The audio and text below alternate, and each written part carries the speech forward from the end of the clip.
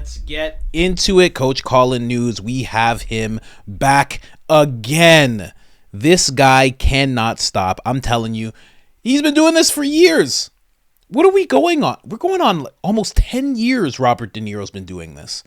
You know, it's so sad. Whatever day happened where he was just minding his business and patient zero, TDS patient zero, just ran up on him while he was just, probably shooting a movie, probably getting some coffee, and she was just like, Rosie O'Donnell bit him or something, man. Because ever since that day, he's just had TDS full blown. It doesn't stop. The things he says don't even have to make sense. He's never proving anything he has to say. It's always name calling. It's so crazy. And the thing is, he's never on any publication where somebody has a counter view than him, ever. It's never that. It's always MSNBC and they're just letting him talk. It's The View and they're just letting him talk. If one person just went, Robert, what are you talking about? Robert, what do you mean? Why are you know how serious it is to compare someone to Mussolini and Hitler? Do you know how crazy that is to do? How insulting that is to Jewish people around the world, Holocaust survivors? Do you ever think about that, Robert? Just simple questions like that would stop him in his tracks, but it never happens. It never happens. And also, I have to say, Robert De Niro does what nobody else can do. He goes on to The View and makes the ladies of The View seem normal. They just seem like regular ladies here. You know? How unhinged do you have to be to make Whoopi Goldberg looking the way she does? Which YouTube, I'm not saying it's a bad thing, YouTube. But you know what I mean? To make all these ladies seem normal, to make Sunny Hostin seem like she is a rational individual, it takes talent that only Robert De Niro has. Let's listen to what he has to say now. People have criticized you because you've been pretty open about your dislike for Mr. Trump and the danger he poses to democracy. You once famously said you'd like to punch him in the face. But right now, he's leading in the polls in 5 battleground states. Any advice to the Biden campaign or the voters? What are you thinking? Well, I think I don't understand why people are not taking him seriously. Because you read about it historically in other countries that they didn't take the people seriously. I think Hitler, Mussolini, they're fools and clowns. Well, there will be, and I hear it. There's some people. I mean, who does not think that this guy is going to do exactly what he says he's going to do? Right. He's done it already. Right. And then what? We're going to sit around and say, what? We told you so? Or whoever, I told you so? It's going to happen. If he gets elected, it's going to change this country for everybody. And they might think that it's going to make their life better. Or they just want to, excuse my French, they just want to with the rest of the country. Literally. Those people who support him with anger and hate, because that's what he's about, they're going to see. I mean, I used to see these things. I didn't understand how he and Rosie O'Donnell used to get it. Didn't really care. Yeah. I see what a hateful, mean-spirited, awful thing he is. He was vicious to her. He's vicious. And why will he not do that in this country? He's already done it. Yep. Why would he not do? When I say I want to punch him in the face, it's because what he said to a person, a bystander or somebody in one of his rallies, he wants to punch him in the face. You don't talk that way to people. What kind of person does that? Makes fun of the physically challenged. He makes fun of people who have physical challenges. He's done that too. He's done everything. The military. He says that people who go to war are losers. Wake up. He's done everything. What more do you need? It's almost like he wants to do the worst that he could possibly do to show this country to with us. His slogan should be America. I want to America. Yeah. And the other thing is, if he becomes president again, he's never going, listen, he's not going to not stop being president. You understand this? Yeah. His idea is to stay in until he drops dead. That's it. He's not even conceding it now. So imagine if he actually did win the election. Yeah. It's over. Yeah. We're going to have such civil strife. We're going to all the things he says, because everybody's now onto him, where he projects what he's saying. Yeah. It's what he wants, what he envisions the world to be, which is chaos and craziness, total craziness. People. Robert De Niro, total craziness. Oh, it's going to be chaos. Trump has existed since he started talking about law and order. That's all he's talked about, is we need law and order. We need more law and order. There's people looting. He's talked about this months ago.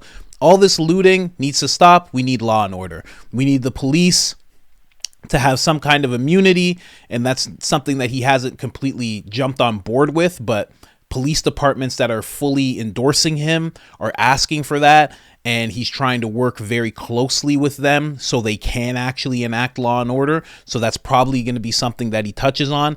And honestly, it wasn't something that I was on board with when I first heard it years ago, but looking at it now, especially I have someone close to me who's in law enforcement, and he's always talking about how hamstringed he is, how tied his hands are when it comes to actually trying to do his job. You know, the piece that I made recently on a police officer who did everything right.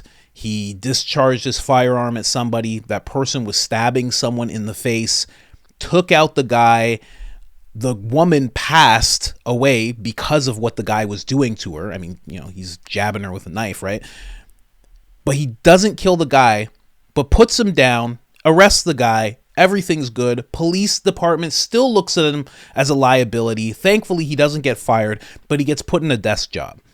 Like, we're at that point when it comes to law enforcement, that we're at the point, I'm getting a little off topic, but it's very odd to me that the guys who do the job properly and aren't discriminating get looked as liabilities and get put out off of the streets and onto desk jobs. Makes no sense whatsoever. So that is something. Trump has just been all about law and order. That's all he's been about. That's all he's been about for the longest time. And they get mad about it. And here's the thing. Robert De Niro sitting there saying F America. That should be his campaign slogan. There's already a very sleepy man and a word salad lady, Kamala Harris, who already adopted that. That's already their slogan. And I'll be honest, if Trump wanted it, I don't think he could wrestle it away from them. They've worked really hard at effing America, and I don't think they're just going to give that slogan up just all willy-nilly. I think they had a pretty tight grip on that slogan, so can't have that be his slogan. Man, it's just wild. And then move on. This is what I mean when I say this guy's unhinged. Like, this stuff doesn't make sense. He's looking and he's saying, I want to punch that guy in the face. You know why? Because he said to somebody that he would punch him in the face. And you don't talk to people like that. Hey, man, that's what you're doing. You're doing the same thing. And again, this is going to feel off topic. And how do I always get to this? But that's a tactic of Saul Alinsky. That is a tactic that the left uses constantly. You're going to accuse them of what you're guilty of. So he's saying, I want to punch Donald Trump in the face. And then he's saying, well, he said he wants to punch someone in the face, and that's not how you talk to people. The exact thing that he's doing is what he's accusing Trump of and trying to demonize him for at the same time. Seamless. But when you have no one to actually combat what you're saying, you can do things like that, right? If you don't have people watching meticulously like we do and so many other people, you could just say stuff like that. Back in the day before YouTube and everything, you could just have a guy just go on this weird campaign of not being political, but only attacking Donald Trump all the time and having nothing to say about Biden of any type of substance. You could just have people doing that and we would just have to accept it, but not anymore. We can hear you. It's like that Cat Williams bit. He's like, we can see you. We can see. Do you know I can see you? It's absolutely crazy. And then the amazing The View. Any advice for Biden supporters? None. He just goes on this rant about Trump. And who is Robert De Niro to give anybody advice? This guy's been 70s, 80s, 90s, 2000. This guy has been a millionaire for half 100 years. Almost 100 years this guy has been a multi-millionaire. He has no advice for the working class. He's never been a working class person, ever. He got into movies when he was super young. And listen, Robert De Niro, he knocked them out of the park. They're classics. They're going down as some of the best films ever. Can't argue at all. But what advice does this guy have for a working class person? Are you kidding me right now? It's so weird. And then saying that Trump supporters are just effing, just want to F around, just want to F America. That is almost too far for De Niro to say that. I've heard him go on other rants where he's like, I don't understand these people who want to support Trump. And I get that. You probably don't. You're from Hollywood. You're immersed in Hollywood. It's the most left-leaning industry, movies, television, most left-leaning industry you can be in. So I get it. You don't understand why somebody would want to support Trump. And then on top of that, again, you have no interaction with the working class other than butlers and nannies and chefs. You have no contact with people. I get it completely. But now for him to make this jump, because this is new. He wasn't saying stuff like this before about Trump supporters. He used to be respectful. He used to say, I don't understand what they see in him. But now to go on this and say that they just want to F America, that's what they're after. There's no chance that they just see that he's a good president. They've already seen him be president. They've already seen what he's done. They've already been impacted by it, and it was positive. No chance of that. It's just they just want to F America. Again, that's why I bring up that whole Saul Alinsky thing, because it's even funny. He said it at the end. He's projecting. He says Donald Trump is projecting, but that's exactly what he's doing. He's projecting. When you hear him talk about what's going to happen if Trump gets elected, that's what they're going to enact. The chaos and the disruption, that's what they're going to set into motion. It's not that Trump's going to set that into motion. They're going to set that into motion. I've done too much research about Soros and the Open Society and how that trickles down to Palestine Legal and these student armies and looking at BLM. I've seen too much of this money trail to not understand that these things don't happen by design. These massive protests are very, very organized. These riots that pop off are very, very organized. And when these people say, oh, it's going to be so much destruction and this and that, it's because they know they have that at their disposal. It's not Trump doing that. It's them doing that. And we can even talk right down to J6, how that's actually the case. And I'm again, that's another rabbit hole. I'm going to go way off.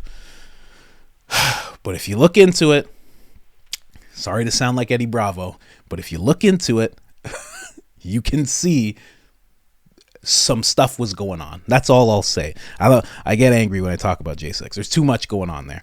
But to say that that's what you think about Trump supporters, you know, just alienating people, just shaming them pretty much. A vote for Trump is a vote for effing America. That's crazy. That's such an unhinged... almost, I don't even want to do the comparisons like he's doing. I don't want to compare him to Stalin. I don't want to compare what he's saying to like Stalin, Leninism. I don't want to do that. Because he's not on that level. He's just an unhinged guy ranting about things. But it's very, very telling if you're making those comparisons. You're trying to demonize people to that extent. And again, for me, that's when the alarm bells go off. Like, oh, I see what's happening. There's an invisible enemy again.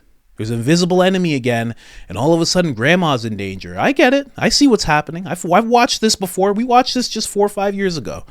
And now they're just making things up. And I segue that to say he's never going to leave. De Niro has said that. Bill Maher has said that. Cuban, I believe, has said that. So many people keep saying that. They're saying it while he is running for president again after having to leave office because Biden stepped into office. You can't make this up. He already left office and they're like, he's never going to leave. If he gets into office, he's never going to leave. He was already in office and left. He was already there and left. So I think he'll just do that again. We already have proof. It's so crazy. It's so crazy. Every time I see Robert De Niro, I'm just like, oh my gosh.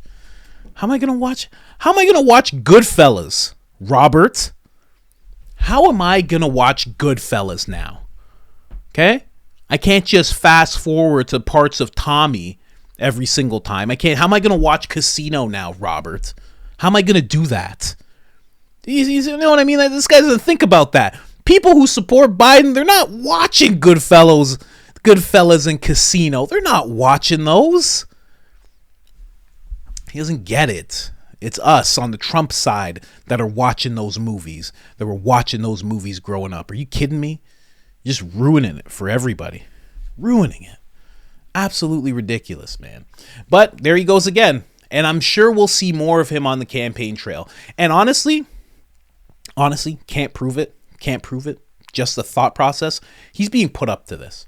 He's not getting on MSNBC to just do a random 10-minute interview where he bashes Trump and then getting on The View to do the exact same thing and trying to connect it to, oh, he just had a kid. Oh, he's being put up to this. It has nothing to do, when he's on shows, it has nothing to do with his new kid, which is gorgeous, by the way. He has a little baby.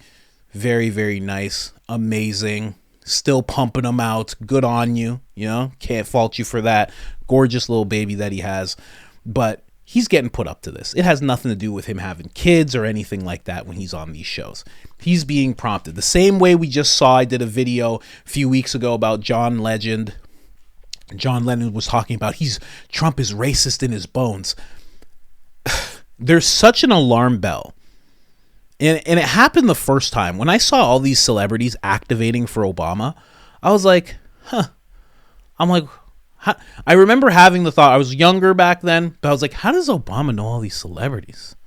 Yeah, I wasn't in tune fully. I was still learning about Freemasons and Skull and Bones, and I didn't know about what was going on. I was like, how does he know all these celebrities? I'm like, why does he know Jay-Z? I'm like, this is weird. And then slowly it started to make sense. Like, oh, these guys activate for this party. They really do. They activate in a big way for this party. And I remember the last alarm bell was, it was Offset. I think he's married to Cardi B. I think he's one of the Migos. He was on stage performing for Biden. I was like, what? I'm like, what's happening? Why? And then after his song, he goes, come on, black people, we gotta vote. Gotta vote Biden. I was like, what? I was like, Offset? I'm like, is he a gangster? I'm like, what? Just odd. But every time you see these celebrities activate for a candidate, every single time you see it, just know that candidate's bad news. When you see it to the degree that you see it with Obama and you see it with Biden now, just know that it's bad news. There's something going on. It happened for Hillary Clinton too. Just know something's going on when you see them erupt because, again, we're going to get a little bit off topic, but Hollywood, politics, they're basically a part of the same arm of whatever is in the background. They work together in a really big way.